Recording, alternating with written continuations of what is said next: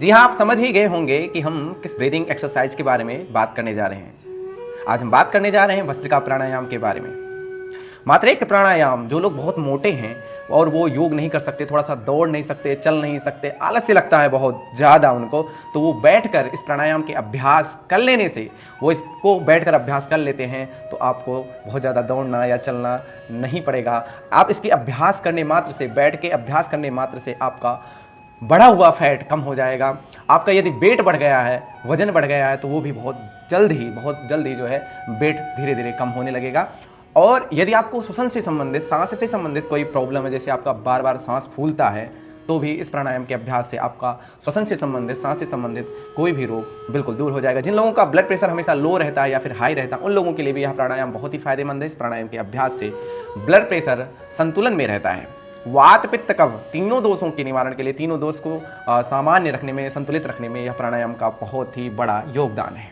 बिल्कुल भी देर न करते हुए वीडियो की शुरुआत करते हैं। आप देख रहे हैं योग निलय और मैं हूं आपका अपना योग मित्र गोविंद योगाचार्य। आज हम जानेंगे कि भस्त्रिका प्राणायाम को सही ढंग से कैसे किया जाता है। आपने बहुत सारी वीडियो देखी होगी यूट्यूब में, अन्य जगहों पर, लेकिन जो आपको इस वीडियो में आज मिलेगा आपने शायद कहीं और नहीं देखा होगा कि भस्त्रिका प्राणायाम को समुचित और सरल ढंग से कैसे किया जाए, कैसे ये बहुत ज़्यादा प्रभावी होगा, किस ढंग से करें भस्त्रिका प्राणायाम को कि और ज़्यादा, बहुत ज़्यादा जो है प्रभावी हो और बहुत जल्दी हमारे रोग निवारण हो जाए, रोगों का निवारण हो जाए। ऐसा क्या है, ऐसी कौन सी विधि में भस्त्रिका प्राणायाम का अभ्यास करें?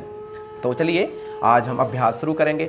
देखो, प्राणायाम में एक चीज़ होता है कि प्राणायाम में आप कुछ चीज़ों की सावधानी बहुत रखनी होती है। जैसे आप प्राणायाम करते हैं तो प्राणायाम में आपका कमर गर्दन सीधा रहना बिल्कुल ज़रूरी होता है। आप ऐसे बैठ के प्राणायाम का अभ्यास करेंगे तो उसका फल कभी नहीं मिलेगा, आप कितना भी कोशिश कर लें।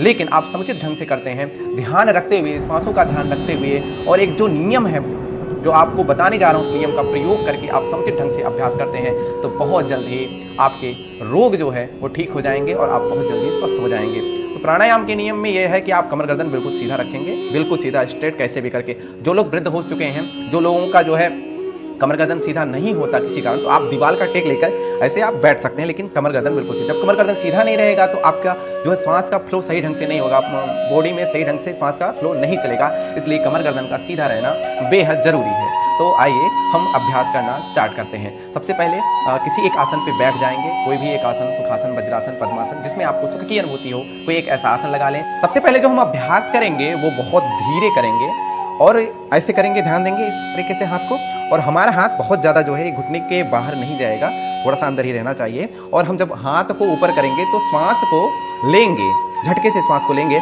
और जब हम हाथ को नीचे करेंगे तो मुट्ठी बंधी रहनी चाहिए और श्वास को हम छोड़ेंगे। कपालभाति और भस्त्रिका प्राणायाम में अंतर यही होता है कि जब भी हम कपालभाति करते हैं तो श्वास को हम झटके से छोड़ते हैं और जो ब्रीथ लेते हैं वो नॉर्मल ब्रीथ रहता है। लेकिन जब हम भस्त्रिका प्राणायाम का अभ्यास करते हैं तो हम ब्रीथ छोड़ते हैं तो भी झटके से होता है, और जब हम लेते हैं तो भी झटके से होता है। कैसे करेंगे? बहुत धीरे धीरे करेंगे, ध्यान से देखेंगे। सांस को पहले हम धीरे धीरे लेंगे, फिर उसके बाद में छोड़ेंगे।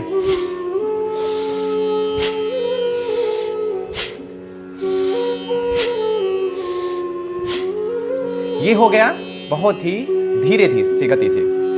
अब थोड़ा सा मध्यम गति से करेंगे। कैसे करेंगे? ध्यान से देखेंगे।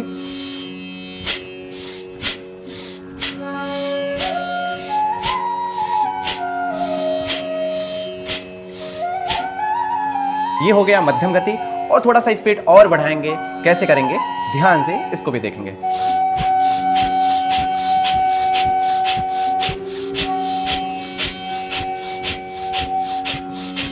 आपने तीनों गति को देखा, पहले जो है बहुत लो, फिर मध्यम, फिर जो है उच्चतम गति। ये तीनों गतियों को देखा। आप इसका अभ्यास तीनों गतियों का इस तरीके से करेंगे, ठीक है।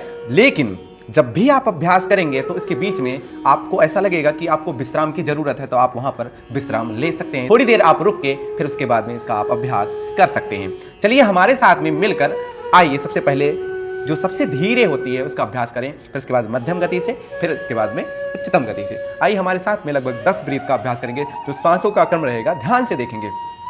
आप आंख बंद भी कर सकते हैं, खुला भी रख सकते हैं, लेकिन आप आंख बंद करके जो है ध्यान करते हुए इसका अभ्यास करें तो बहुत ज्यादा फायदेमंद होगा। चलिए आज स्टार्ट करते हैं।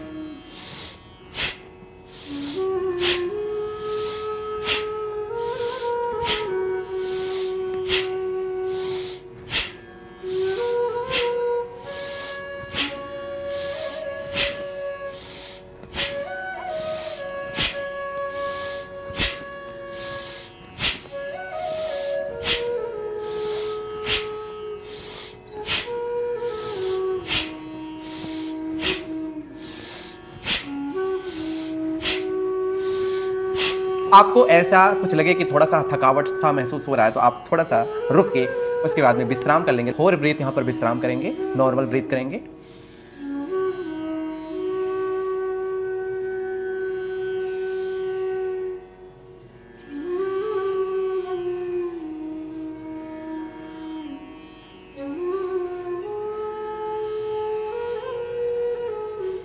फिर इसके बाद में हम मध्यम गति से इस प्राणायाम का अभ्यास करेंगे। आइए हमारे साथ में मिलकर इसका अभ्यास करिए।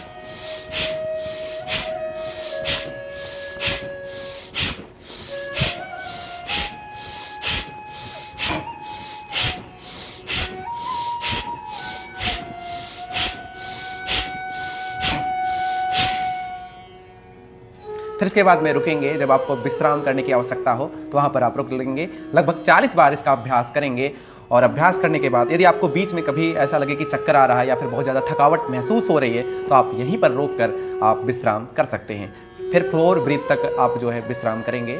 यदि आप अच्छे हैं, हट्टे कट्टे हैं, कोई रोग नहीं है तो आप यहाँ पर 4 ब्रीथ या 5 ब्रीथ तक विश्राम करें। उसके बाद में जो सबसे तेज होता है उसका अभ्यास करेंगे। चलिए फुल स्पीड में स्टार्ट करते हैं।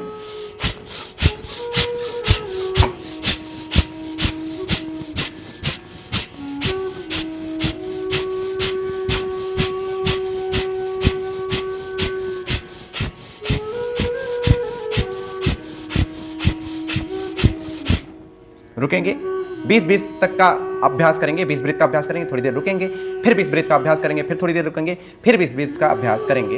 इस तरीके से आप धीरे धीरे क्रमशः इसका अभ्यास करेंगे। चलिए थोड़ी देर हम विश्राम करेंगे और विश्राम करने के बाद में फिर पुनः स्टार्ट करेंगे। नॉर्मल ब्रीथ करेंगे।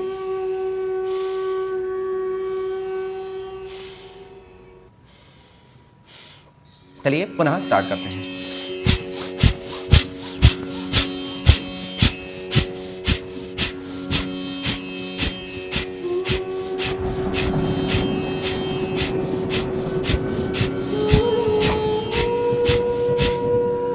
हमारा जो ब्रीथ रहेगा वो हम नाक से ही लेंगे, मुख से कभी भी ब्रीथ नहीं करेंगे, मुख से श्वास कभी भी नहीं लेंगे।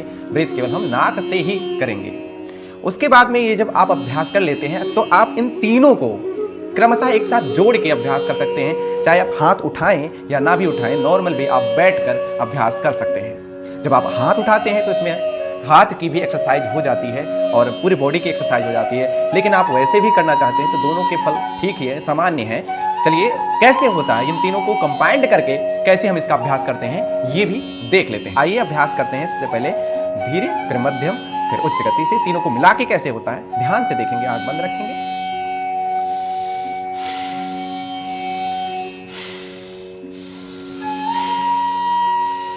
ये धीरे गति है।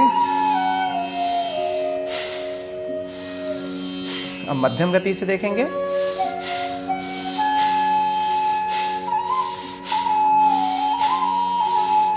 उच्च गति से।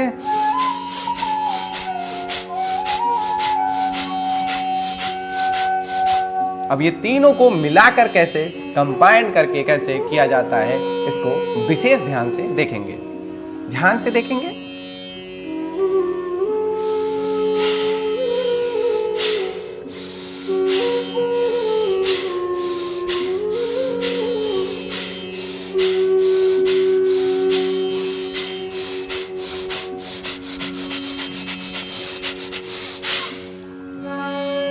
ये तीनों को मिला के इस ढंग से करेंगे। आइए हम यह जान लेते हैं कि इस प्राणायाम का अभ्यास किन किन लोगों को नहीं करना चाहिए। जिन लोगों को हर्निया है उन लोगों को इस प्राणायाम का अभ्यास करने से पहले डॉक्टर की सलाह लेनी चाहिए।